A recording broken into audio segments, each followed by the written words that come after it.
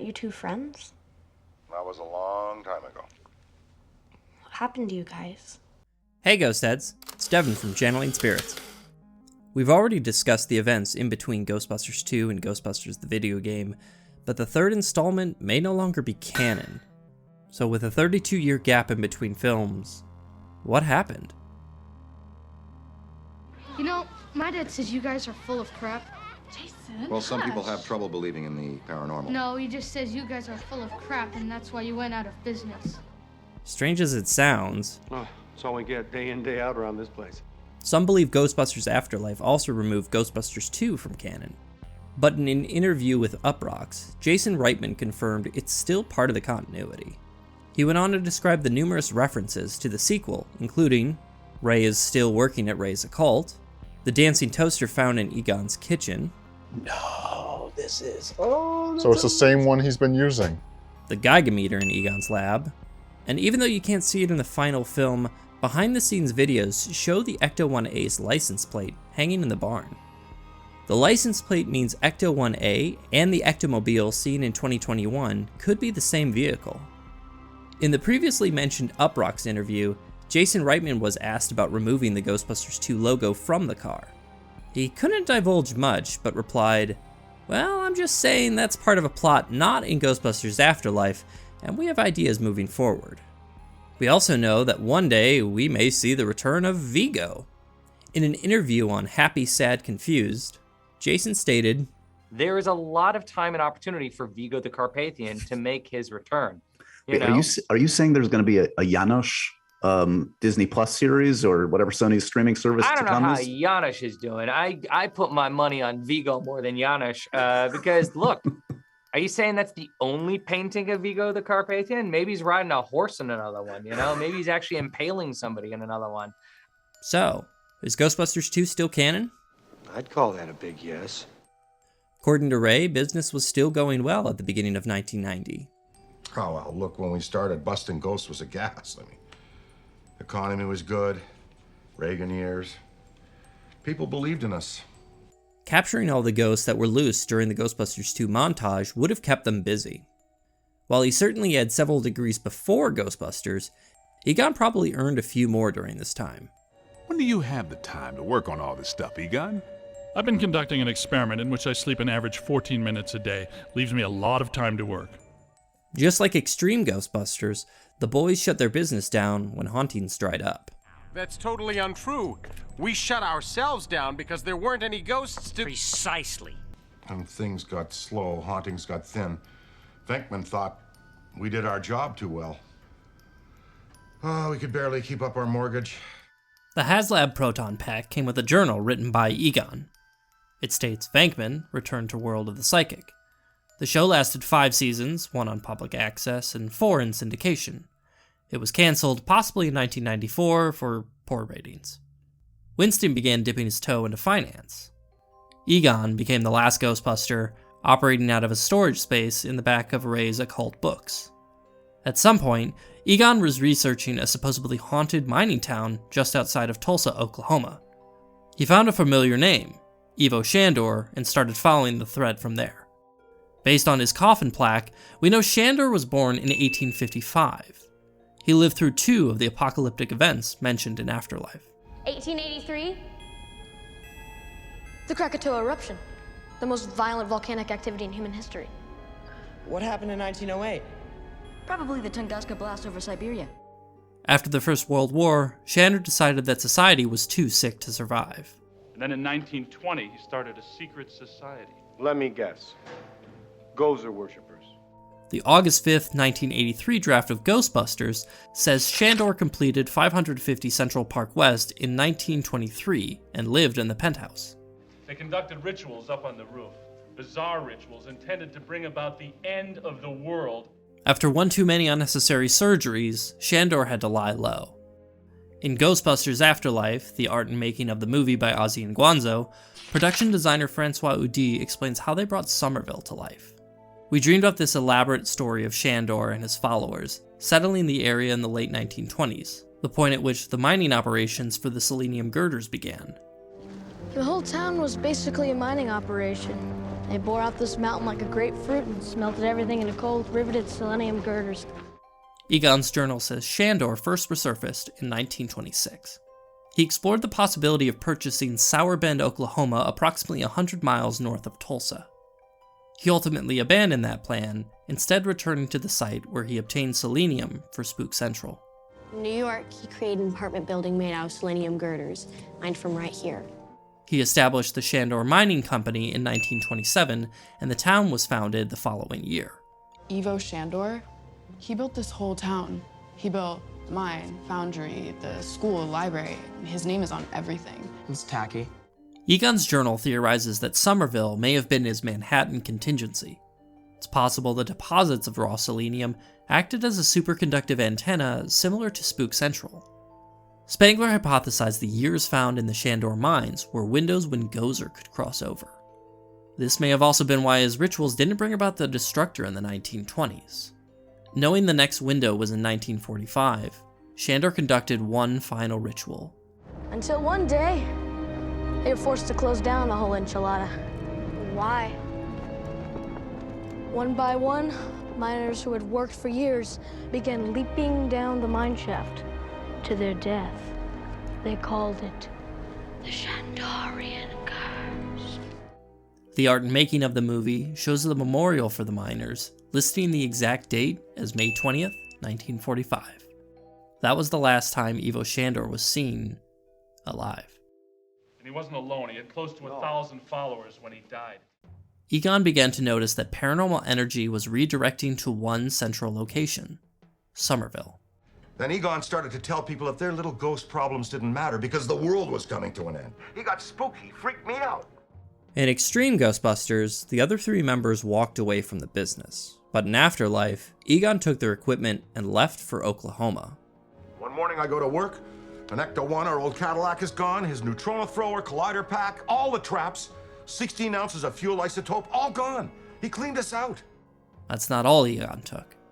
To purchase the farmhouse, he stole books from Ray's first edition collection and pawned them. Egon Spangler can rot in hell. With Egon gone, their business finally folded. So what happened to the firehouse? Some actor bought up most of Tribeca and we lost the firehouse. It's a Starbucks now. The actor he's referring to is Robert De Niro, who actually does own or co-own some well-known businesses in the neighborhood. Ray, not always known for his accuracy, I remember Revelation 7:12. also believes their firehouse became a Starbucks. We see Winston entering it in Afterlife's second end credit scene. It looks largely untouched and coffee-free.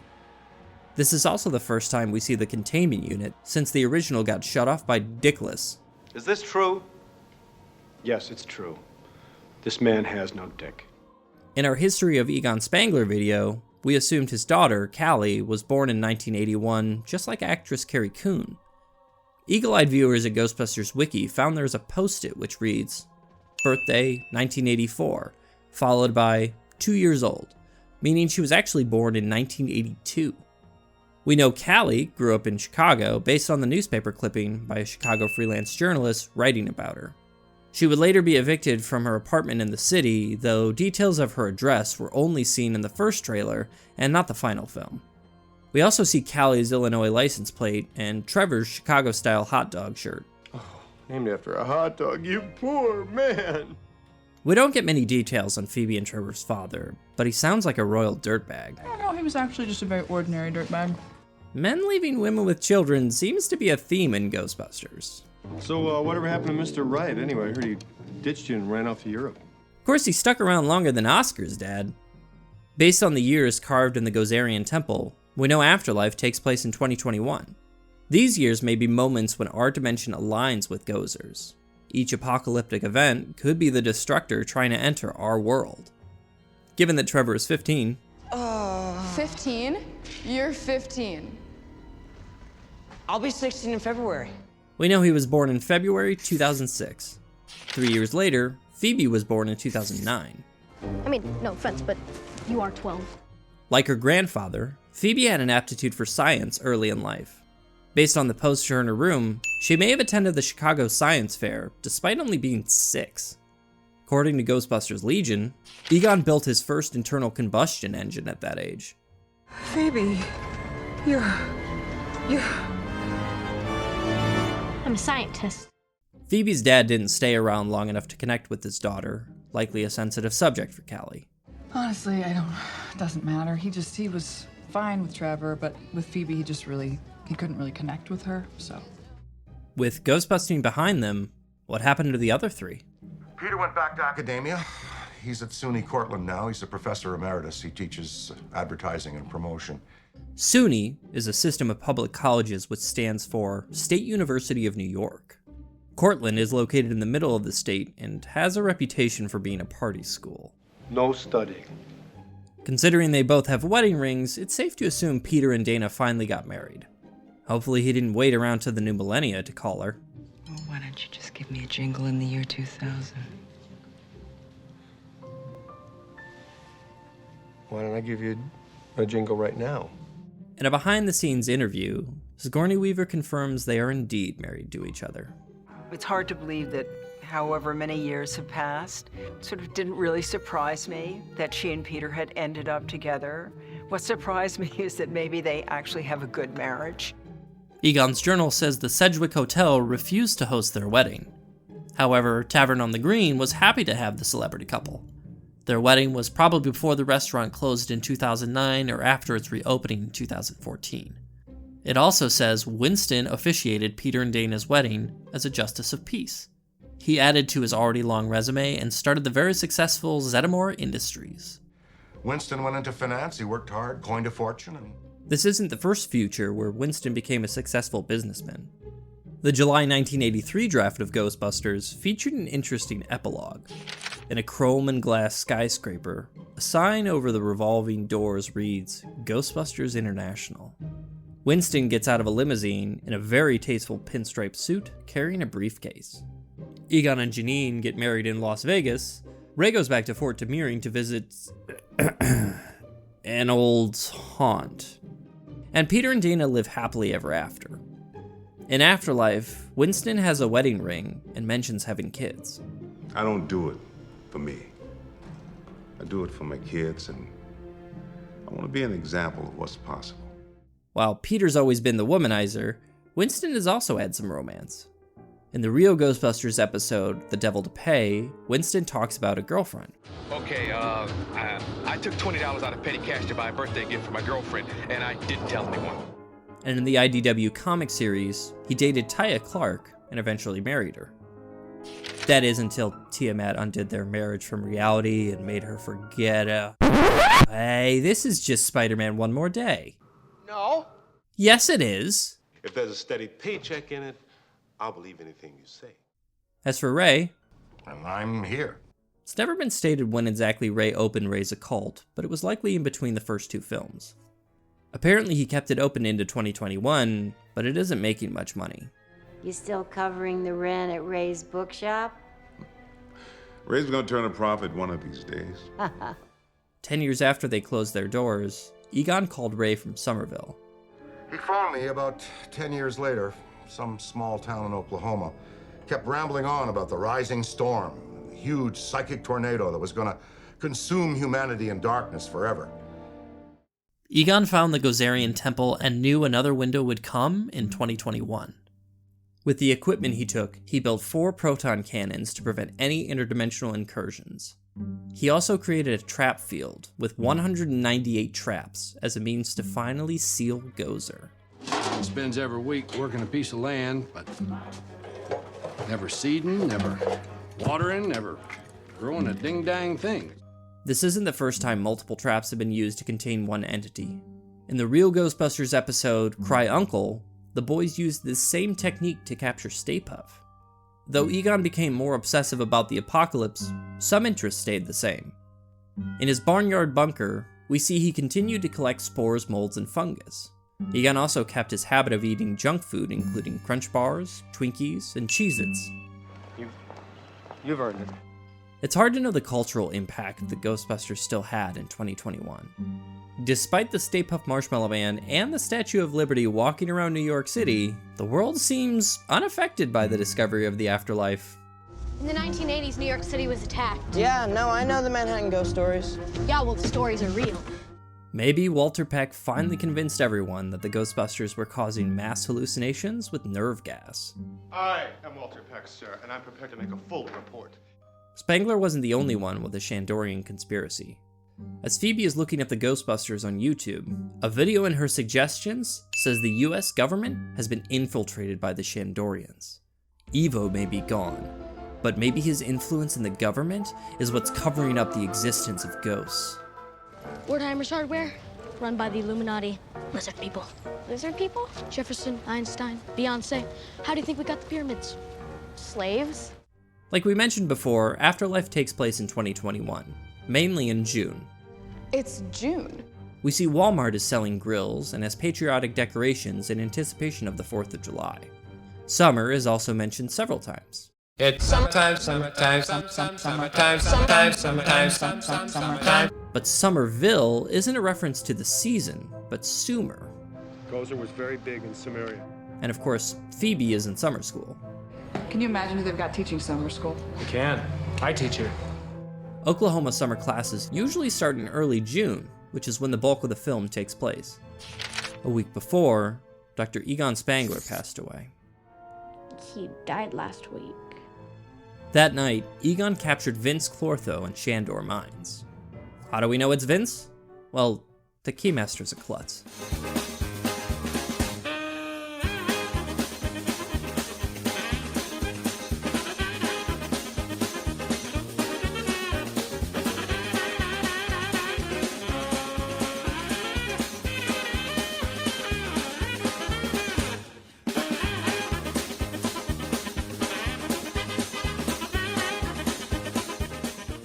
I'm bleeding. Why am I bleeding? You headbutted a park bench. Oh, right. Yeah. Unlike Zool's stealthy possession of Dana, Vince Clortho had to chase Lewis around his apartment and corner him at Tavern on the Green. With her mate captured, Zool pursues Egon to his farm. We find out in this film that terror dogs can appear as mist, orbs, and even a bipedal sentinel form. While Vince Clortho clumsily runs around on all fours, Zool is completely invisible. With the Keymaster contained, Egon tries to lure Zool into the trap field and finally defeat the Destructor. When that fails, the Gatekeeper attacks Egon the same way she did Dana.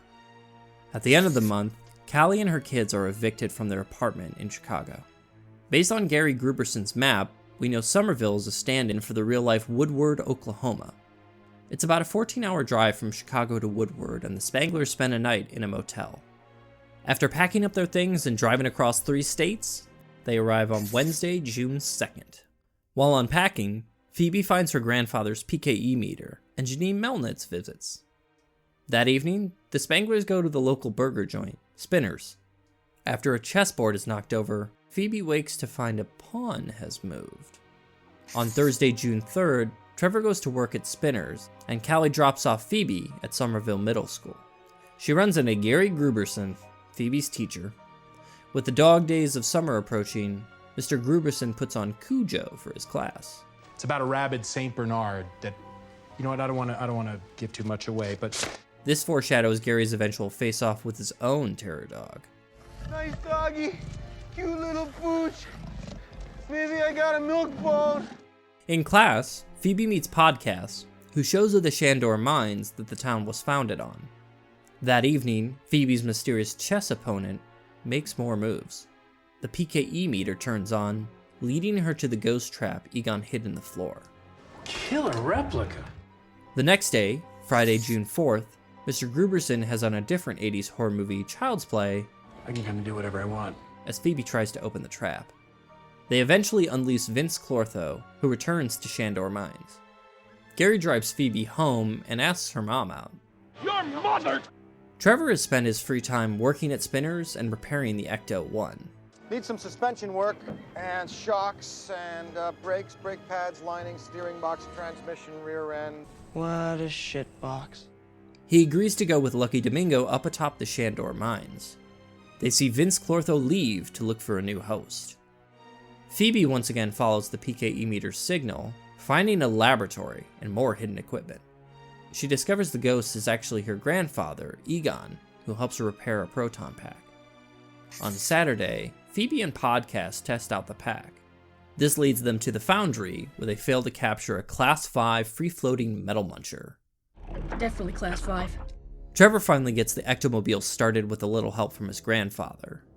While out on a test drive, he finds Phoebe and Podcast pursuing Muncher. The junior Ghostbusters tear up Summerville, but finally trap it. Their wanton destruction lands them in jail. A slammer, huh? I've been there myself. I'm not a lawyer, but I'm listening. After his date is interrupted by an arrest, Gary goes and consoles himself with ice cream. With both of its minions free, Gozer's influence animates marshmallows into mischievous mini puffs.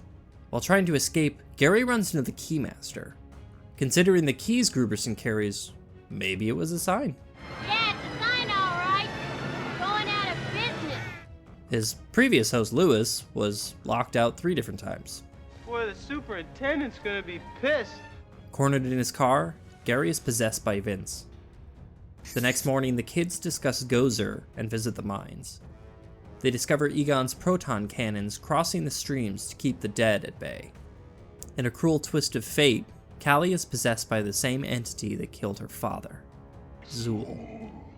Vince Clortho sabotages the proton cannons, unleashing the spirits onto an unsuspecting Summerville. With nothing left to hinder Gozer's return, the Gatekeeper and Keymaster unite. Formally. What are we talking about? We're thinking at least third base. Come on. After 37 years, Gozer returns to our world.